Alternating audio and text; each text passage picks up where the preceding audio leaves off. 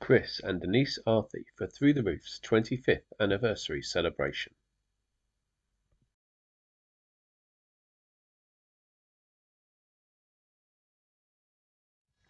The BSL interpretation of this content was recorded live and for the event attendees.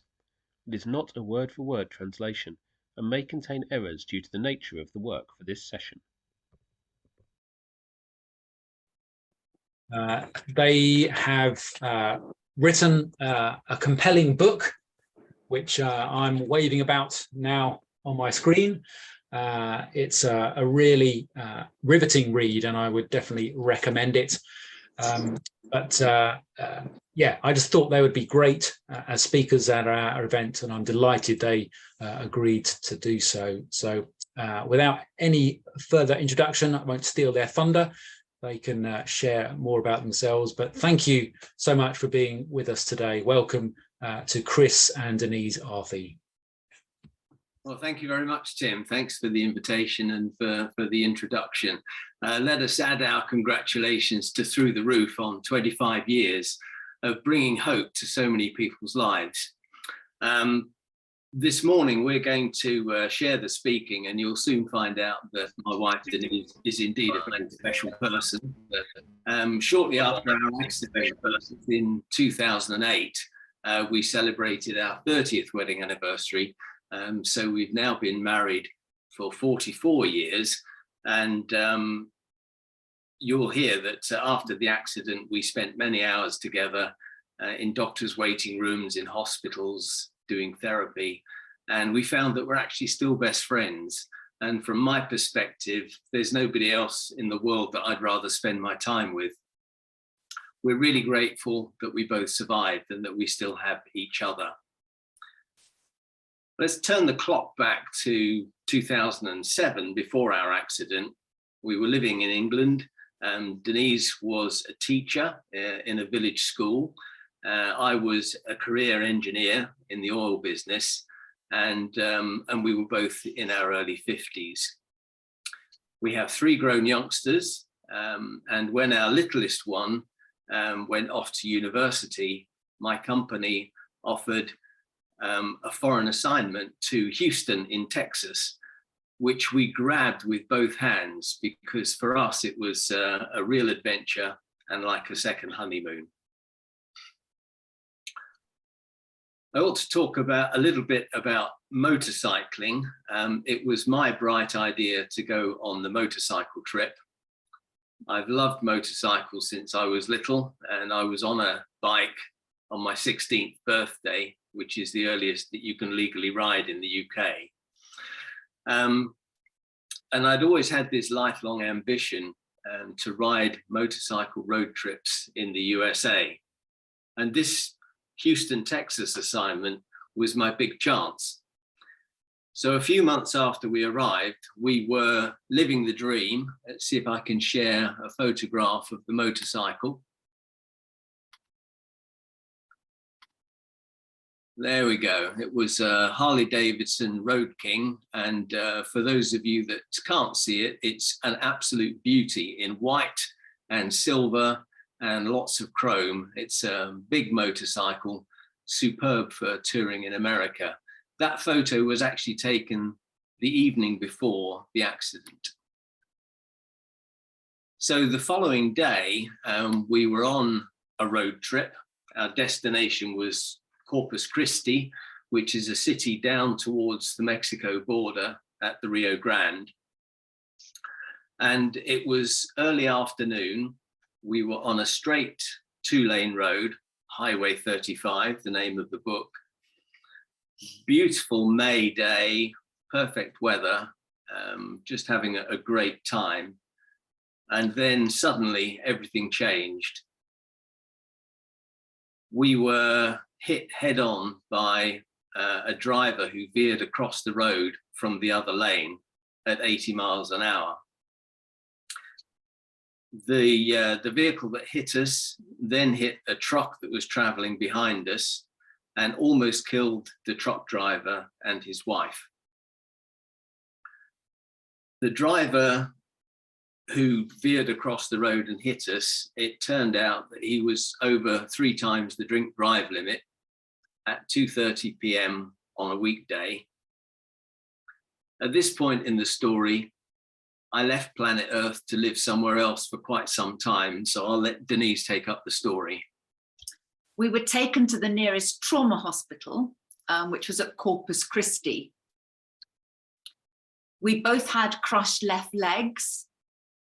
Mine had to be amputated straight away. We had broken left arms and hands, and my arm was lost a lot of skin. It was degloved. We also had concussion because we landed on our heads. And because Chris was at the front of the motorbike, he had broken ribs, punctured lung, and a ruptured spleen. So Chris was in intensive care over 2 weeks, and a lot of that time in a medically induced coma. And I escaped in less than a week. Our 3 youngsters flew to Texas, and that's a 10-hour flight. But they flew not knowing how many parents they were going to have when they arrived. After 10 days, the leg was killing Chris, so our eldest son and I signed for his amputation, and that marked the start of his recovery. 2 months after the accident, we were both back home. And we spent many months in wheelchairs. We did lots of therapy, and we had further surgeries, as you can see. But at the 4-month mark, really exciting, we got our first prosthetic legs, and we had to learn to walk again.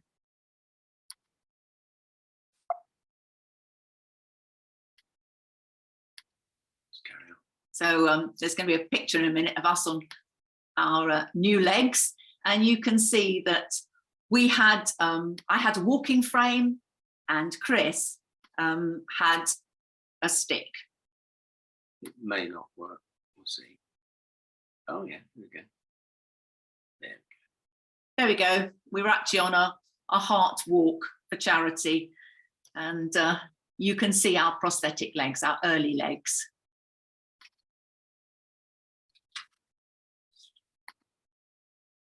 Okay, so that's a quick summary of what happened to us. But the important question is, what are the things that helped us as disabled people to survive, recover, and rebuild our lives again? Well, the first thing we have learned is that miracles still happen. We had an email from one of the state troopers who attended the scene a few months after the accident. And he said in his email, "I heard you survived and I got your contact details. I can hardly believe that you're still here." It was one of the worst accidents that he'd seen. We found also that things are much better if you've got a good support structure. And this is where our churches came in. Galatians 6:2 says, "Carry each other's burdens, and in this way you fulfill the law of Christ." This is what certainly our UK and our US church did for us. They prayed very powerfully for us. And I can describe it as I actually felt those prayers. It was like being on a mattress and just floating along above the circumstances. They visited us. Our pastor actually made 4 trips down to the hospital. That's a 4-hour drive. We had lots of practical support. A new friend I'd made was an ex-nurse, and I got out of hospital 2 weeks before Chris. And she said, "Don't worry, I'll stay with you overnight because you're on your own and you're in a wheelchair." And she did. The church got together with our neighbours and some friends, and they produced this wonderful rota. And they provided meals. They provided transport to and from doctor's surgery appointments, hospital appointments, and they also helped with housework. We did have to change the rota because this was Texas. The meals were enormous. we also had a gentleman in the church who was a builder. And he said, don't worry, you're in wheelchairs, so you need modifications to the house. So he built a wheelchair ramp up to the front door, and he widened the family bathroom door, and he put up support rails. We had lots of cards from people, really encouraging cards and flowers. And I soon learned that God works through the children I'd worked with. They sent cards from the US kindergarten where I was volunteering. And they were only 5 and 6. So the teacher had written things on the board like, get better soon, we miss you. But one little girl, when I opened her card, it still moves me today. She'd written, do you see a rainbow?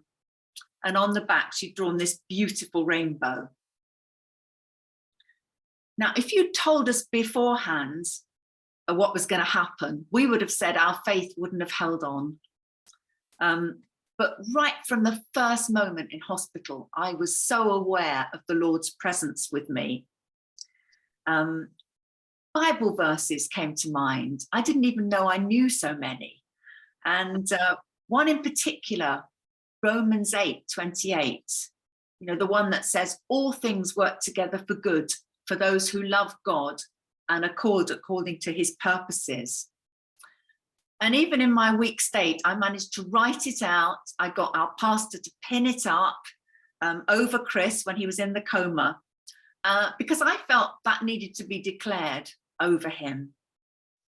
I can remember too, Chris visiting my ward in the early days in his wheelchair, and he had tears streaming down his face. And he looked down at his body and he said, you know, Jesus's body was broken. It was broken like this, but far worse, but it was broken for us, and he bled. And we came to understand that Jesus had suffered so much, but he understood what we were going through. He understood the injustice, the unfairness, and he was with us in this.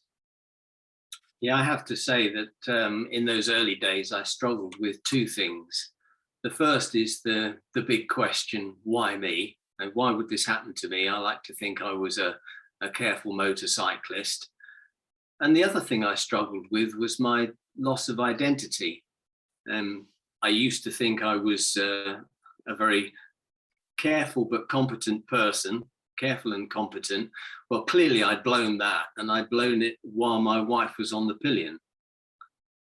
Also, before the accident, I was a marathon runner, and I just loved competing in endurance sports. And now I was disabled with one leg, so that was gone. And also, I really enjoyed my engineering career, and I felt I was holding my own with some phenomenal engineers and managers. But now, because of the brain trauma, when I came out of the coma, I couldn't read a clock, I couldn't use a phone, I could barely feed myself, so I was dribbling food. So all the things that I felt defined me had been stripped away. And my way of coping with that was to choose to remind myself that my value doesn't come from what I can achieve, but it comes from who I am. And who I am is a child of God. You know, I'm known and I'm loved, and I'm a child of worth. And making that decision to focus on that made just a huge difference. And like a child of God, I don't have to understand everything. Well, at least not yet. So that was also the answer to the first question, the why me? We have to be okay with not understanding everything. We've also found the remarkable power of forgiveness. One thing that surprised us was that we never felt any bitterness towards the drunk driver that hit us. And that was a surprise to us. There was a sentencing trial. He pled guilty to his counts of intoxication assault. And after he was sentenced, he asked if he could speak to us. We agreed, and he came over with tears in his eyes and said, I can't give you your legs back, but can you ever forgive me for what I've done? And because of that lack of bitterness, we were able to say, yes, you know, you're forgiven. It wasn't hard for us to do that. It was like a gift to us rather than something that we had to work at. He had a short prison sentence, and we visited him while he was in prison. And then he went on to probation for 10 years. We had a meal with him during his probation, and we kept in touch over the years via email. And when his probation was finished, it was a 10-year probation, he wrote to us to say, thank you for your support and kindness over the last 10 years, which has made things so much easier. A few weeks ago, we were back in Texas again for a visit, and we had lunch with the drunk driver and his wife. And that was just delightful. We got on really well. In fact, at the end of the meal, they said, the next time that you come to Texas, you must come and stay with us. It's just remarkable. We're still discovering the phenomenal power of forgiveness in ways that we never would have known. So what about our lives now, 14 years on? Well, the Lord really has worked all things together for good, in the verse that Denise quoted from. I was able to resume my career. The brain trauma, which was severe at first, gradually receded. And Denise is back in the classroom. She's volunteering back at the village school that she used to teach in before we went to America. We're both ambassadors for a prosthetics company which provides our prosthetic legs, and we love helping other amputees, other disabled people. And I was able to return to endurance sports. Let me see if I can find another photograph.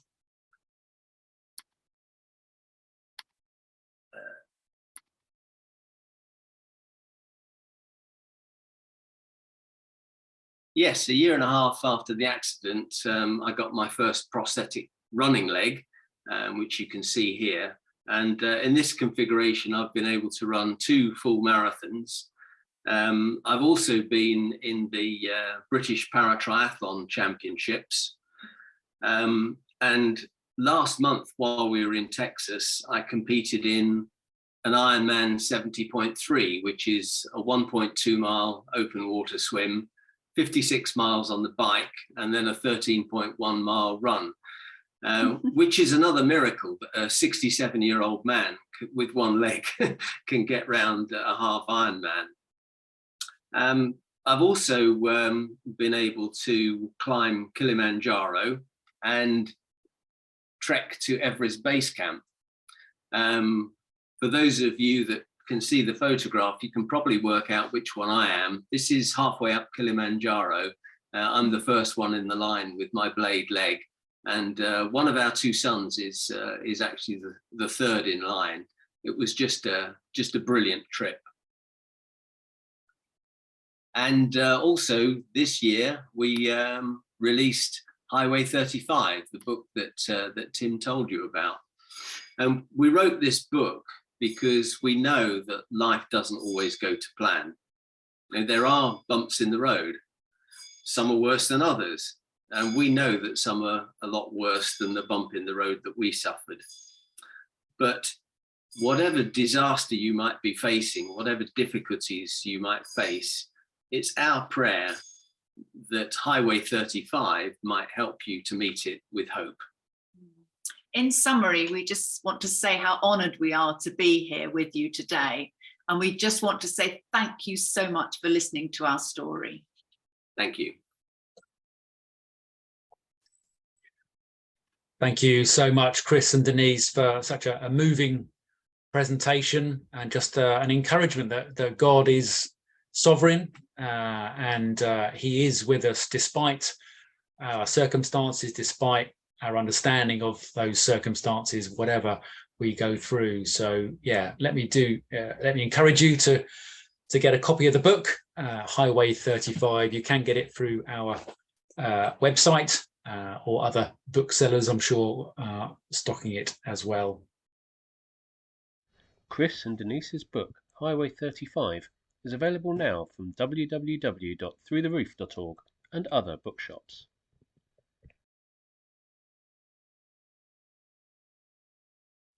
Hear more from Chris and Denise at www.chrisarthy.co.uk.